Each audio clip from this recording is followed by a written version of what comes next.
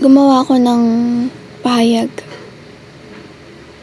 Hindi ko alam kung ano nangyari, kakalabas lang iyon galing sa CDC. Ang CDC ay responsable para sa mga ganitong uri ng alituntunin sa mga paaralan. Nung sinabi ko nakakalabas lang, lumitaw na mayroong anumang agham sa likod nito. Ang ibig kong sabihin ay walang agham sa likod nito. Walang kontroladong pagsubok. Ngunit sa sandaling na pagtanto namin ng virus ay hindi kumalat sa pamamagitan ng droplets, nakakaramdam ka ba ng indikasyon na bumalik sa CDC? At sinasabi, base sa agham, alisin ang 6-foot rule. Kapag naging available ang bagong data, wala kami nakikitang pagbabago. Kaya meron lamang ilang mga halimbawa kung paano. Si Dr. Fauci ay hindi sigurado sa kanyang sariling sinasabi. Ang ibig kong sabihin ay responsable. Pagkatapos ay maririnig mo ang mga alalahanin na sinusundan pa. Bakit hindi mo ginawa nung nalaman natin ang realidad? Na hindi batay sa agham. Bakit hindi ka bumalik at sabihin, hindi mahalaga na meron tayong 6-foot rule?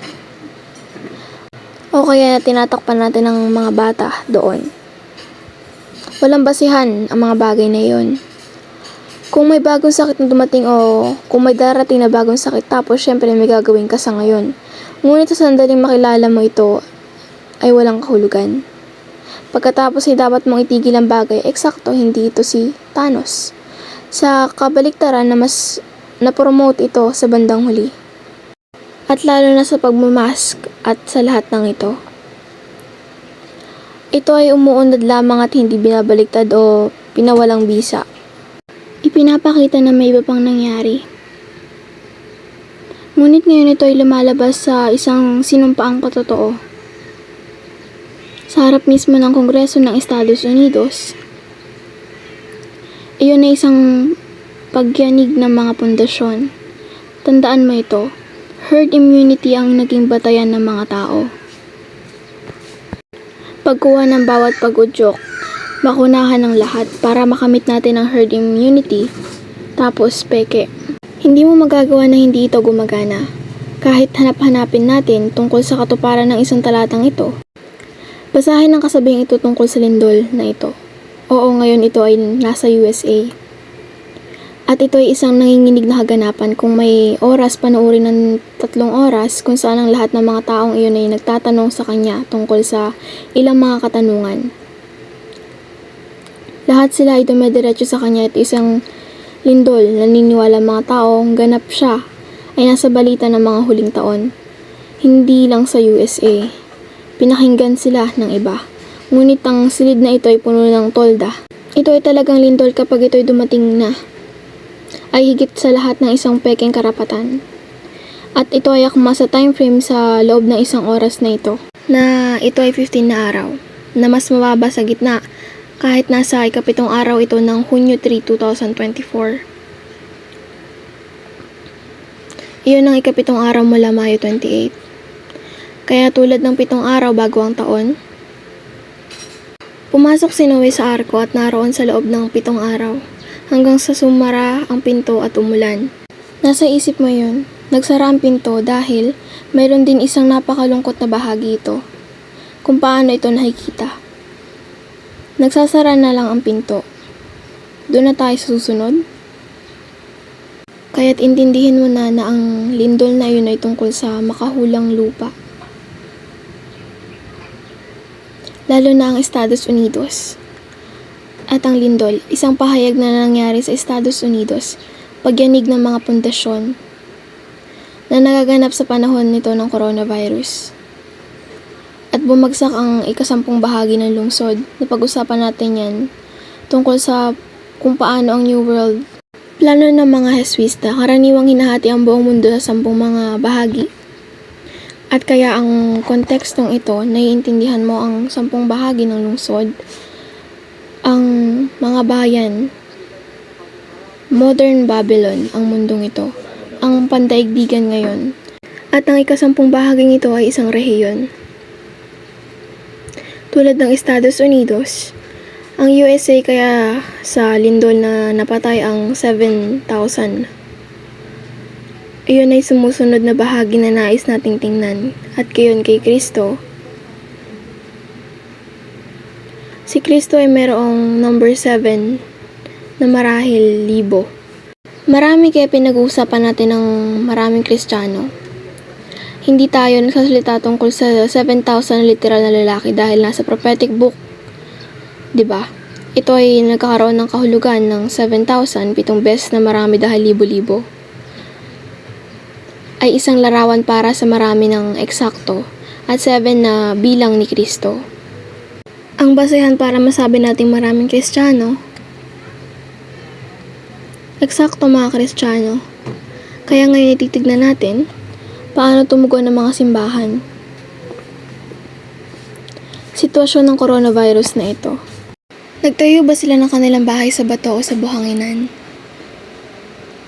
Kaya't gagamitin natin ang Seventh-day Adventist Church bilang halimbawa, ngunit iba pa rin. Para lang sabihing eksakto, ginagamit ko lang ito bilang isang pamilyar na halimbawa, ngunit ito ay pangkalahatan sa lahat ng simbahang Kristiyano. Ngayon, ang ikapitong araw ng Adventist ay kilala lalo sa kanilang mensahe sa kalusugan at ang kanilang diin sa kalusugan at naglalabas ng opisyal na pahayag ang simbahan. Noong ika-25 ng Oktubre 2021, kaya kunin niyo ng konteksto, ito ay ngayon sa 10 buwan o higit pa. Matapos ilunsad ang paunang pagbabakuna, kaya maraming oras ang lumipas ng marami nang nabakunahan at inilabas ng simbahan ang pahayag na ito ng posisyon. Ay talagang ang pangatlo, naniniwala ako na sila ay sumulat ng muling pagpapatibay ang tugon ng Seventh-day Adventist Church sa COVID-19. Gusto ko lang i-highlight yung parte dito. Bilang isang denominasyon, tinataguyod namin ng synergy ng malusog na pamumuhay at responsable ng pagbabakuna ng higit 100 taon. Sa liwanag ng pandaigdigang magnitude ng pandemya, ang pagkamatay ng kapansanan at pangmatagalan, COVID-19 effect na umuusbong sa lahat ng pangkat ng edad. Hinihikayat namin ng ating mga miyembro upang isaalang-alang responsable ang pagbabakuna at ang pagsulong at pagpapadali ng pagbuo ng karaniwang tinatawag. Nakarinig ng immunity at ngayon alam na natin ito. At ito ay sa Oktubre ng 2021.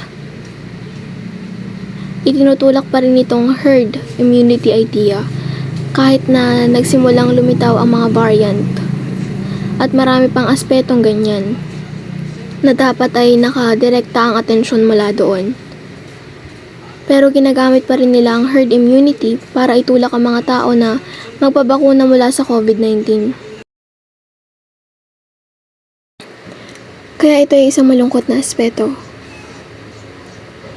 Kapag ang simbahan ay kilala sa kanilang malusog na pamumuhay, pagtataguyod ng malusog na pamumuhay ay nasa opisyal na channel na hindi nakalista sa lahat ng pangkalahatang komperensya, lahat ng mga ulong katawan ng simbahan, ang pinakamataas na opisyal ng katawan ng simbahan, kalayaan sa relihiyon, mga pampubliko, lahat ng iba't ibang ito kasama ang mga kilala, sentro ng kalusugan ng Universidad ng Loma Linda, lahat ng iba't ibang grupong ito ay sa loob ng simbahan, nagsasama-sama at nagpo-promote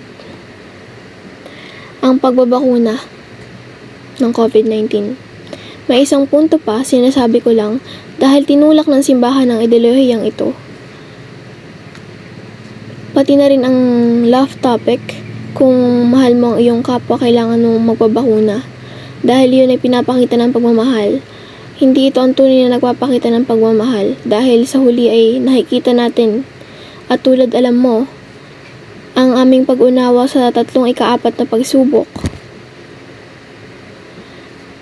Aabot tayo dyan, ngunit ito ay kahit nakakaapekto ang pagbabago ng DNA ng isang tao at ito rin ay isang regalo mula sa Eden, tama, na malinis lang. Ang konteksto ng kanilang itinaguyod ay isang bagay, ano ang pumatay sa iyo sa isang selos, ngunit marahil din sa espiritu.